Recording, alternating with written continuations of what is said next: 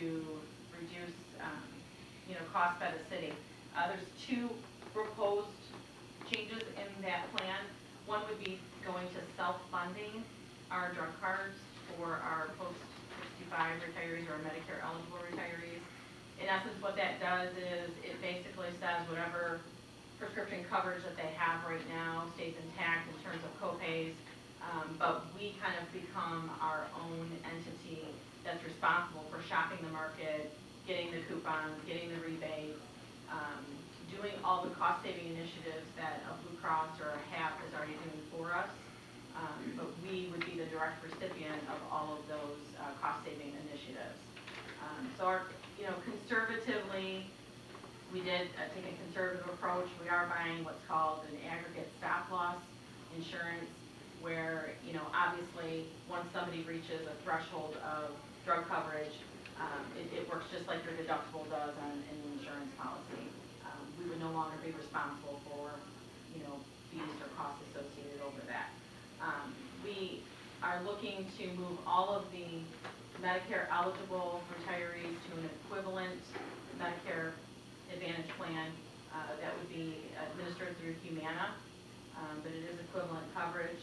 Between the move to Humana and the move to the self-funded drug card starting for July 1st of 19, we'd be looking at an annual savings of about $615,000 just from the budget.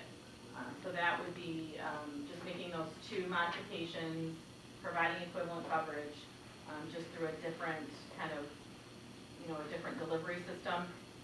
In addition to all the funding mechanisms that Jason talked with, that's how we're kind of putting the corrective action plan together to reach our funding. Councilman Reddick? Just a quick question. I know things have changed, but as far as retirement, or even people that are working that have double insurance, do we still have that as far as, like you have people that retire that their wives may have insurance too, or you have people working that get insurance here, but their wives are getting insurance? Is there anything that we do that can affect maybe making changes as far as if they don't, what I'm saying, you have two people that have it. Sure. I think you know what I'm trying to get to. I mean, in many of our contracts, there is the payment in lieu option that, obviously if they can get coverage somewhere else, they're going to, take the payment in lieu amount. I have seen some organizations adopt specific language that says if your spouse is covered somewhere else, you can't be covered here. We, haven't introduced that yet, but I know that is how some organizations have chosen to, kind of take care of the cost parameters. Or something to the fact that the best insurance, we keep the best insurance, so if we had the best insurance, maybe, but you're dealing with other companies, so that would be the problem. Yeah. The days of you having two insurances, that used to be the thing, like, oh, I have dual coverage, this is so great. It really doesn't work to your benefit as it used to. They basically make you pick one, and basically they make you pick the one that you're primary for. So it really sometimes can work against. So we don't see a lot of people do the dual coverage. What we see them is probably weigh out the options that they have with a spouse plan and our plan, and then they make that educated decision what's best for them. About how many would you say have, do we have that have monthly payments? They take the money rather than the insurance? From a retiree standpoint? Yeah. It's not as many as you think. I was just wondering how many would be. It's only about 20 some. Really? In fact, we had to project that out for the auditors, that's why I had the number in my head. Okay. That's about 22. So we had to project what we thought people would do in retirement too. So, between our actives and our retirees, probably about 15% of the whole population. Thank you. Councilman Missouri? The self-funding of the RX plan and the Humana, those are proposed plan changes. Those are going to go into effect July 1st. What's the status and what could impact that not being the case? What might we do something different? I think right now the recommendation, this is probably the best option for us going forward. When you talk about making a plan design change or a modification, we're going to see savings on a budgetary standpoint from year to year. The retiree isn't going to feel any changes in coverage. coverage, and we're also gonna see reductions on the OPEB liability. So, in terms of the go forward, it's what we're moving forward to and moving to implement for 7/1 with the new budget.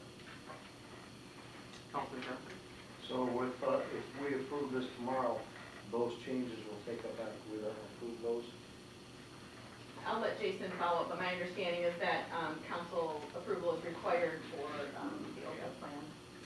The council approval is required to submit the corrective action plan. Through the chair, the councilman's question is, will these plan design changes take effect after approval of the corrective action plan? I don't think so. I think, like I said, any kind of change still needs to be approved by council.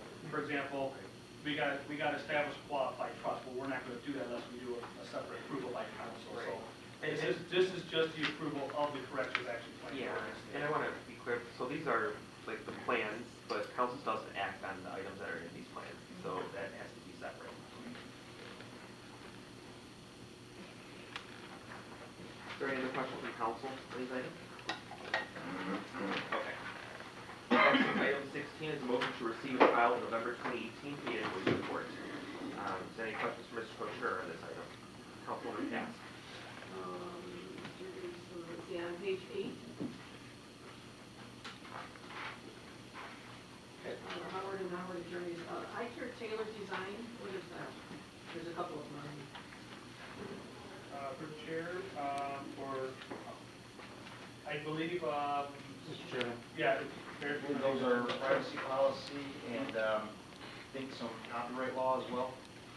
That they created? Yeah, there has to be, if you remember, we went down on, I think, Android for a period of time on the app, and it was related to our privacy policy. They changed the requirements and we had to change with it, so they take it down.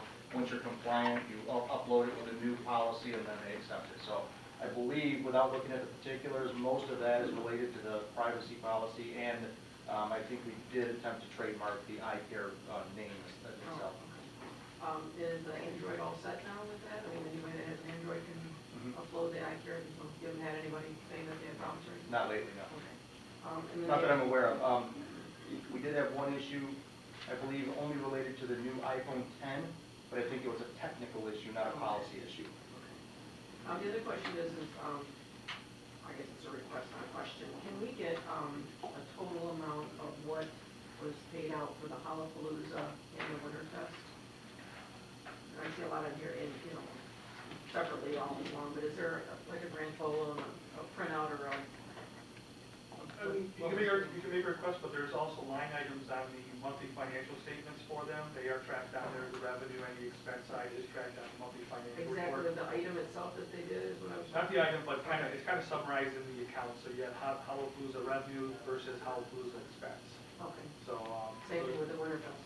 correct, it's all in there in the line items, but the details are not included in those financials. So if you like details, just go ahead and request them and we'll process it.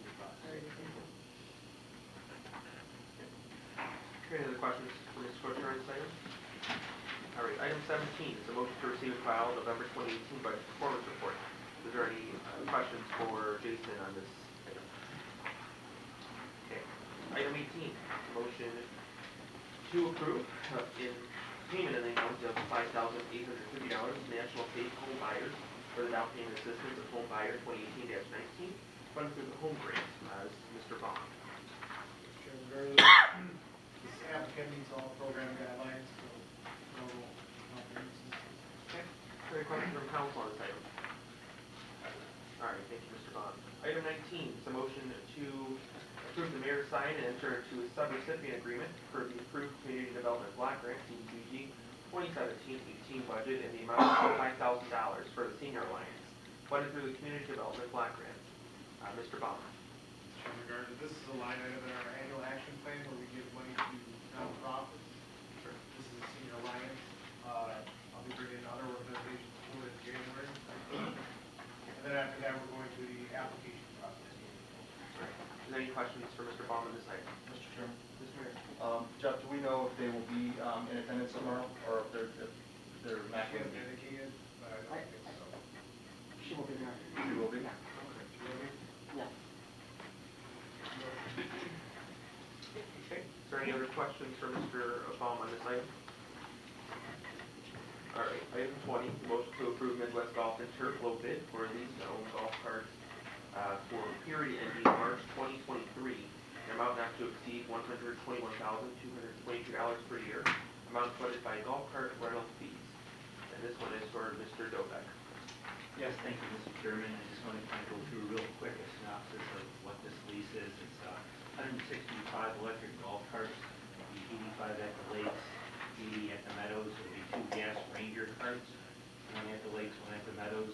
There'll be 2 Cafe Express beverage carts, 1 at the lakes, 1 at the meadows. As the motion says, it is funded by the golf cart rental fees. It is a profit center for the golf department. We take in some $420,000 a year in golf cart revenue and pay out $121 as stated in the motion. So, and it is inclusive of a 4-year full warranty on the golf cart and the batteries. They get quite expensive. They put in the contract every term or every lease so many hours. We strike that out. We want the batteries warranty for the duration of the payments. There was, I just noticed, there was actually a lower bid. What happened with that exactly? I don't know. So, Mr. Chairman, good question.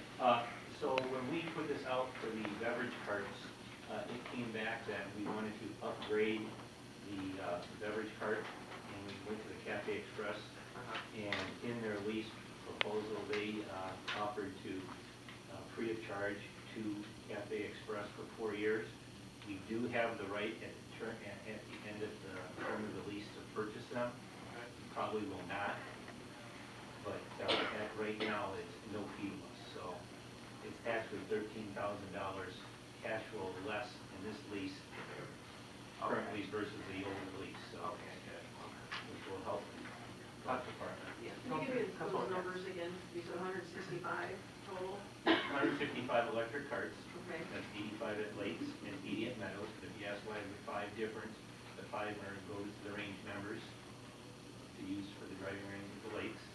We have 2 gas Ranger carts, 1 at lakes, 1 at meadows, and then 2 Cafe Express beverage carts, 1 at lakes, 1 at meadows.